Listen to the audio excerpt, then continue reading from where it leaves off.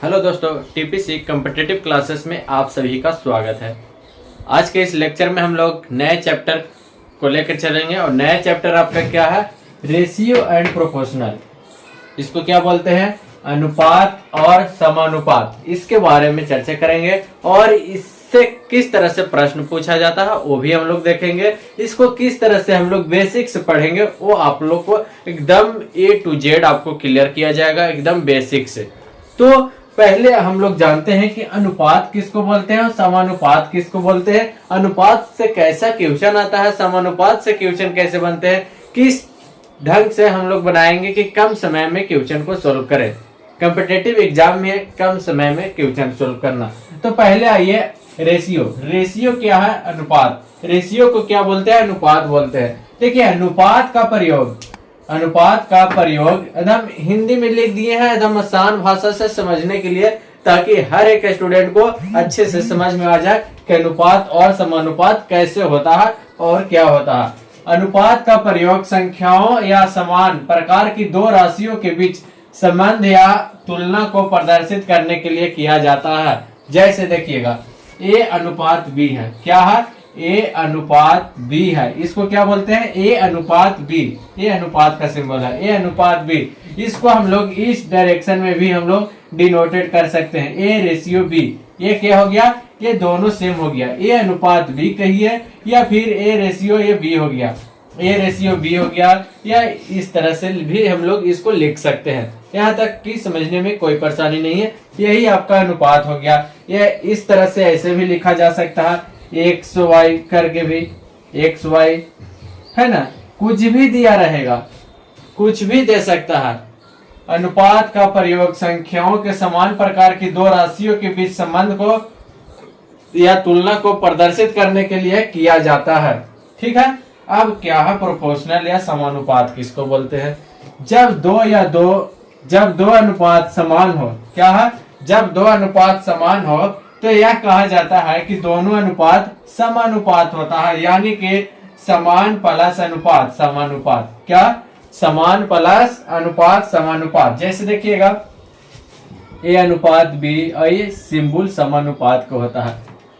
ये देख रहे हैं ना, ये आपका क्या होता है? इसी को बोलते हैं समानुपात। A ratio B proportional to B C ratio D।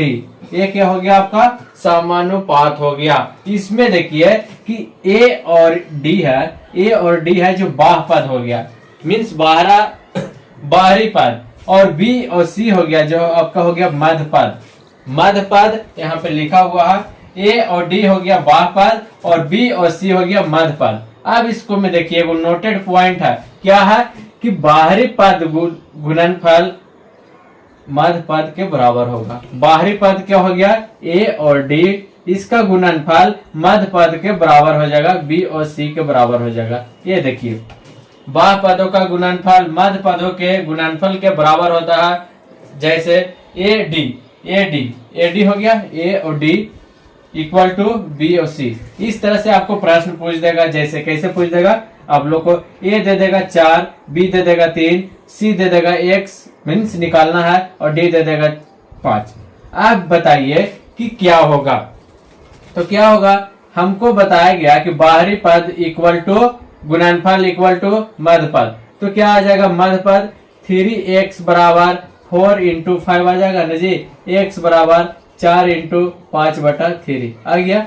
तो कोई भी आपका ये 4 में से आपका दिया रहे तो आराम से निकल सकता है। आगे देखिएगा, ज्यादा क्लियर होगा।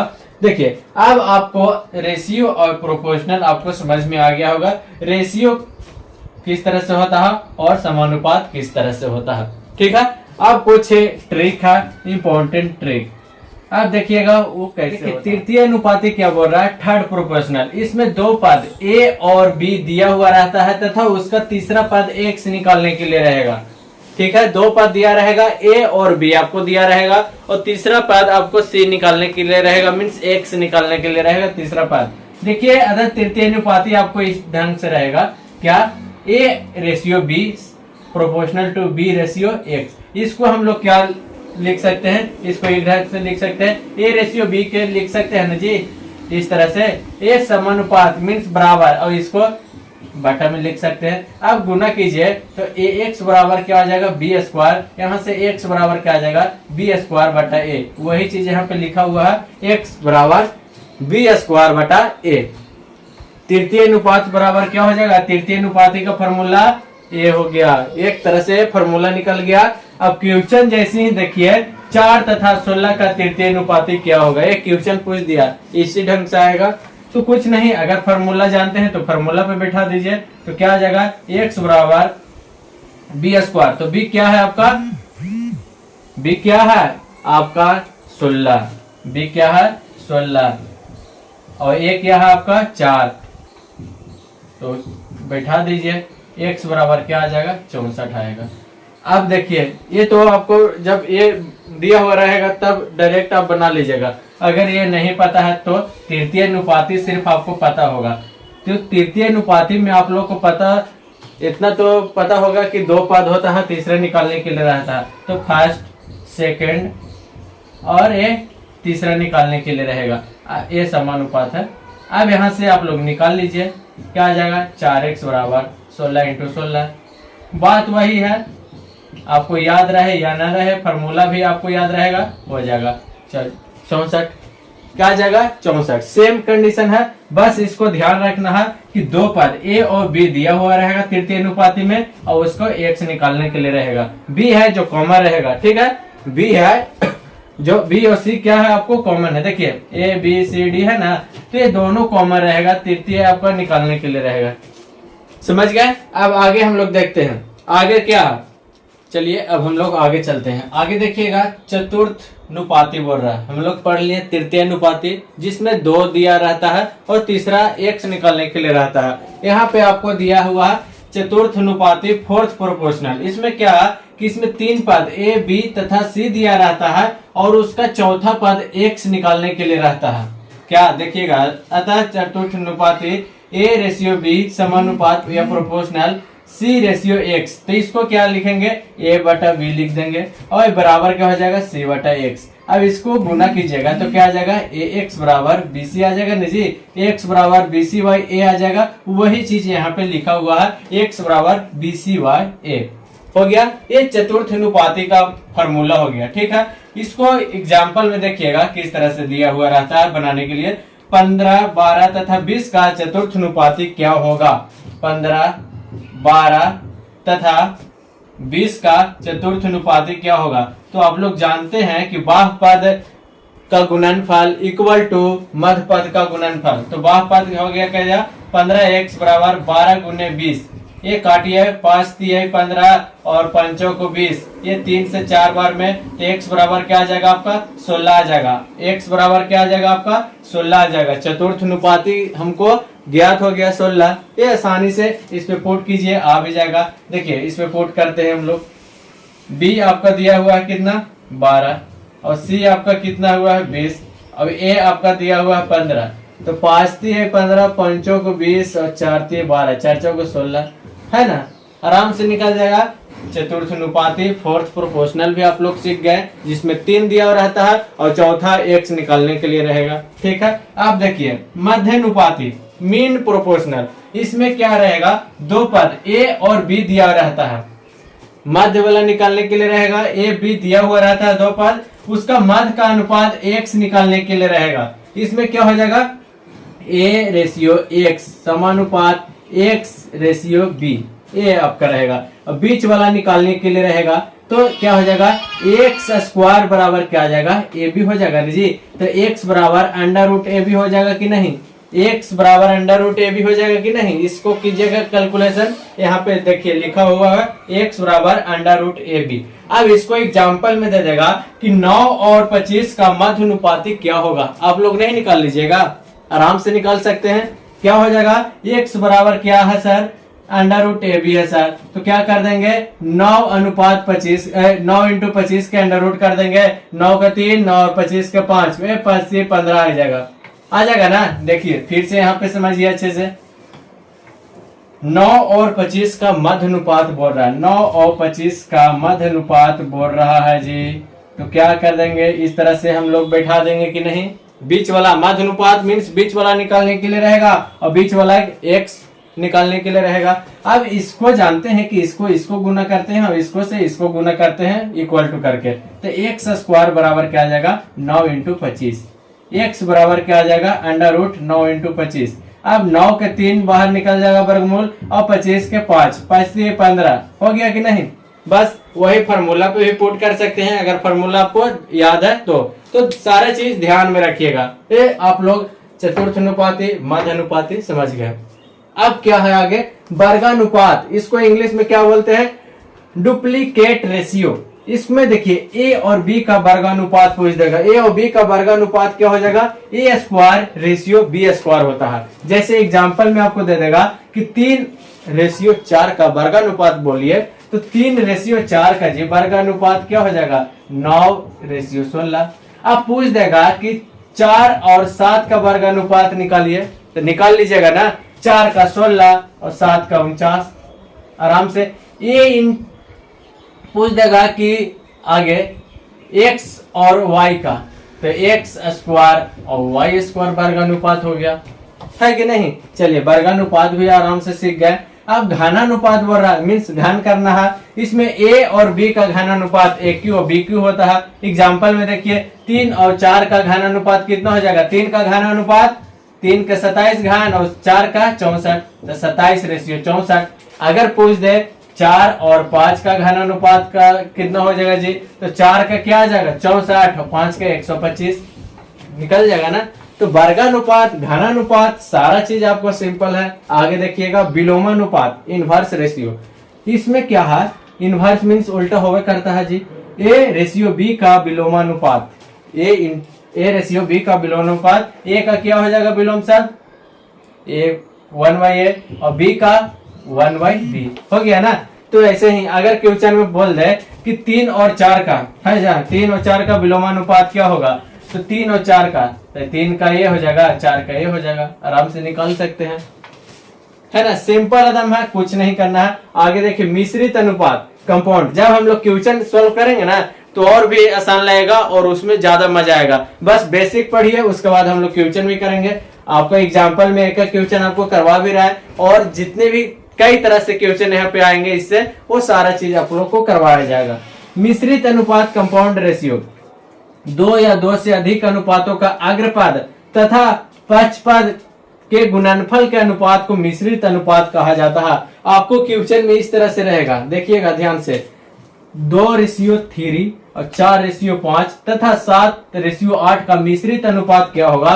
तो मिश्रित अनुपात बराबर आप लोग को समझिए कि अगला पद मीन्स आगे वाला पद का गुणनफल इक्वल टू क्या हो जाएगा पीछे वाला। आगे वाला पद क्या है जी 2, ये उसके बाद इसमें 4 और इसमें 7, इसको रेशियो क्या हो जाएगा पीछे वाला 3, उसके बाद ये 5 और इसमें क्या हो जाएगा 8।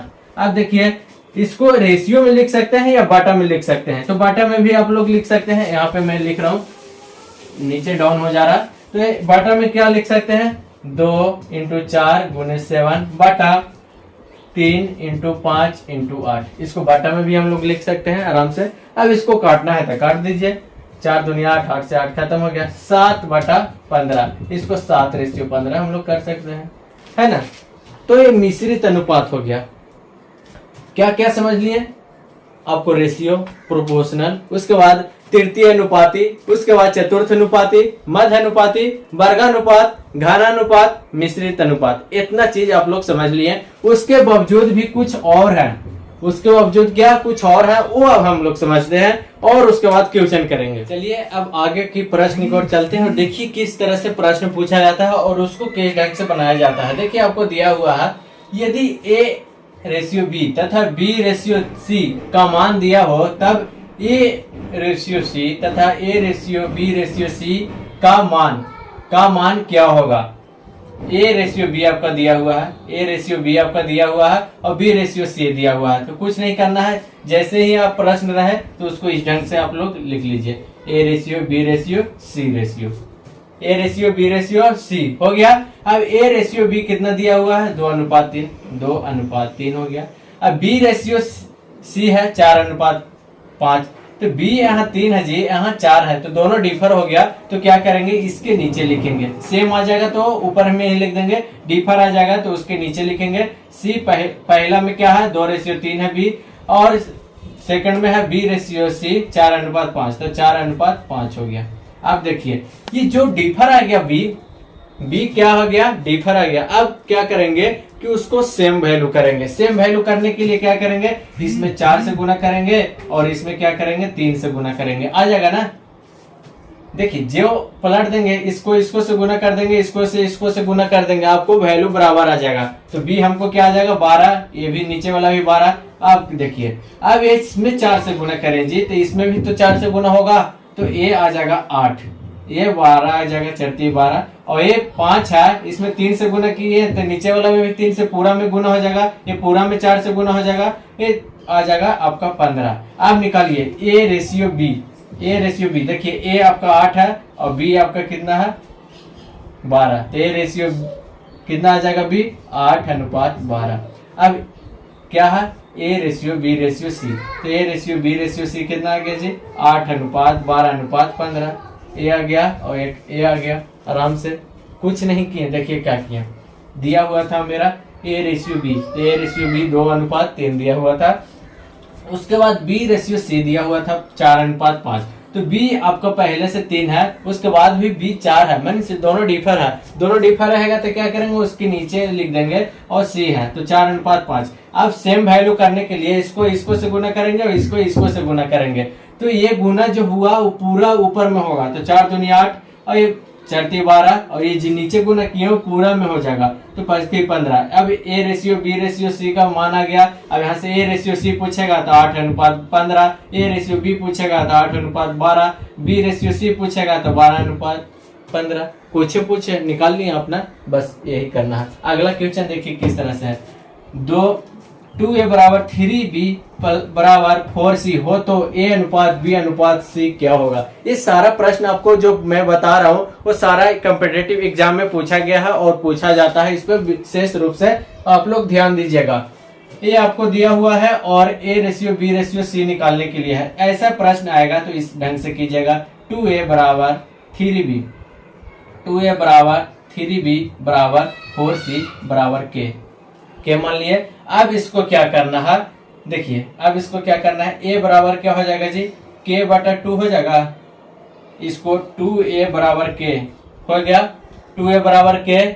अब इसको क्या करिए हैं हम, a बराबर k/2, a बराबर k/2 हो गया, तो इसी ढंग से किए हैं a बराबर k/2, तो यहाँ पे b बराबर हो जाएगा k/3, और यहाँ पे c बराबर क्या हो जाएगा इसमें, तो c बराबर हो जाएगा k/4। अब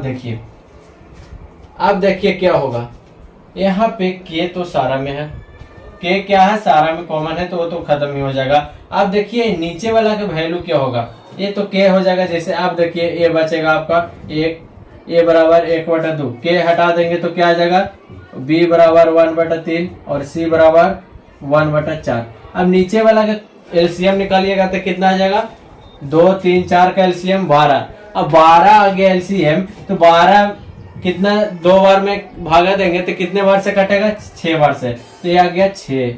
उसके बाद 3 से 12 को कितने बार में काटेंगे, ये 4, और 12 को 4 से काटेंगे तो ये आ जाएगा 3। तो रेशियो आ गया 6:4:3, ये आ गया आपका a:b:c आ गया। यही पूछ रहा था आपसे, a:b:c, तो कितना आ गया 6:4:3 आ गया।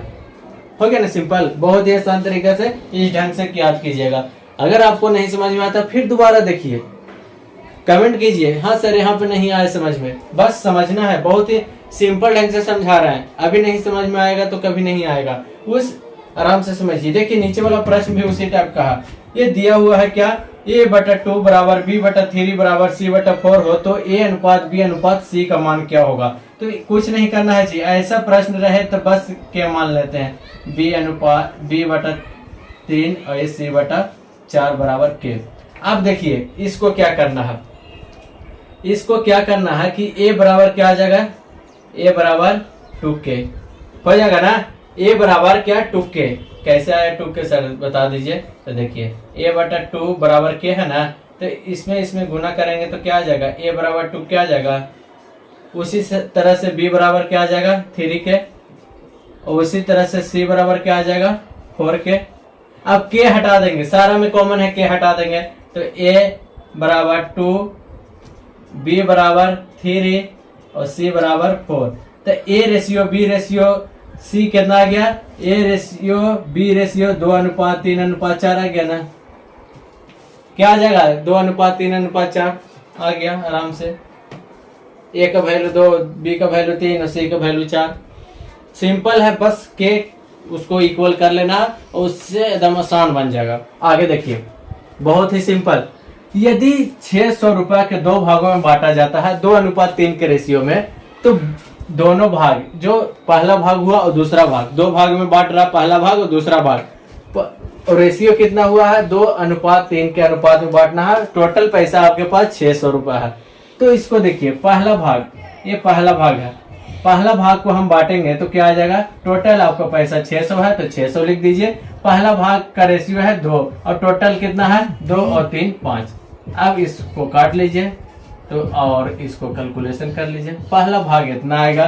पहला भाग निकल गया तो दूसरा ऑटोमेटिक निकल जाएगा, इसमें से इसमें घटा देंगे, दूसरा निकल जाएगा, है कि नहीं। वो भी ऐसे भी निकाल सकते हैं, दूसरा भाग बराबर तो 600 गुने दूसरा भाग 3 बटा टोटल 5। अब निकाल लीजिए, 12 3 36, ये दोनों की जोड़िए 600 आ गया तो आंसर सही आ गया ना। पहला भाग 240 और दूसरा भाग 360 निकल गया। इसमें किसी को दिक्कत नहीं होना चाहिए। 2 भाग में बांटना था, 2:3 के रेशियो में था और टोटल पैसा आपका 600 था। तो 600 गुने पहला भाग का रेशियो बटा टोटल योग, दोनों का योग। दूसरा का पूछेगा दूसरा रेशियो, तो दूसरा का कितना है, दूसरा भाग का रेशियो 3 और टोटल का योग हो गया। अब ये तो 2 भाग में था, अब पूछेगा कि 3 भाग में बांटना है तो 3 भाग में भी बांट सकते हैं, तो बड़ी दिक्कत नहीं है। फर्स्ट भाग आपका कितना है 900 गुने हो जाएगा, 900 रुपया है तो ये अनुपात क्या हो जाएगा 2 हो जाएगा फर्स्ट भाग का, और टोटल को ऐड कर दीजिए तो 2 और 3 5 और 4 9 हो गया ना। अब कट जाएगा 100 से, ये आ जाएगा 200। और दूसरा भाग ये निकालने के लिए बोलेगा तो क्या आ जाएगा 900 गुने 3/9 हो जाएगा ना, ये भी 100 से कट जाएगा, ये आ गया आपका 300। जब 2 निकल गया तो तीसरा निकल जाएगा, कैसे निकलेगा, 9 में से ही दोनों को जोड़ के घटा देंगे, 3 2 5 500, 900 में घटा देंगे तो बचेगा 400। देखिए 400 कैसे आता है, तीसरा भाग निकालेंगे 900 गुने 4 है बटा 9, काट दीजिए 100 से, आ गया ना 400। तो जो भी पूछेगा आपको निकाल लेना है। प्रश्न इस तरह से भी पूछेगा, यदि 900 को रामू, रोहन और श्याम में 2:3:4 के अनुपात में बांटा जाता है तो राम को कितना रुपया मिलेगा, श्याम को कितना रुपया मिलेगा। इस तरह से भी प्रश्न पूछे जाते हैं। तो ये आपको बेसिक बता दिया गया है। अब आपको इस तरह से कितना भी क्वेश्चन मिलेगा, थोड़ा सा घुमाएगा, उसमें घूमना नहीं है, बस इसी कॉन्सेप्ट पे आपको बनेगा। तो ये नंबर ऑफ क्वेश्चन आप लोग बनाइए, और अगले जब पार्ट में हम लोग लेके आएंगे पार्ट 2 में, ये पार्ट 1 आपको basic clear, ratio and proportional का बेसिक आपको क्लियर हो गया। अब नेक्स्ट वाले वीडियो में आप लोग को पूरा का पूरा क्वेश्चन हम लेके आएंगे, 2 पार्ट में लेके आएंगे। फर्स्ट पार्ट में आपका रेशियो से रहेगा और सेकंड पार्ट में आपका प्रोपोर्शनल से रहेगा, और उसको पूरा का पूरा धड़ाधड़ हम लोग क्वेश्चन करना स्टार्ट करेंगे, और उसके बाद ये भी चैप्टर आपका खत्म, एकदम आराम से हो रहा। बस आप लोग बनाइए, ज्यादा से ज्यादा प्रैक्टिस कीजिए, और वीडियो समझ में आ रहा है तो कमेंट कीजिएगा जरूर, और लाइक कीजिएगा, और ज्यादा से ज्यादा आप लोग शेयर कीजिए, और बने रहिए टीपीसी कॉम्पिटिटिव क्लासेस के साथ। जय हिंद।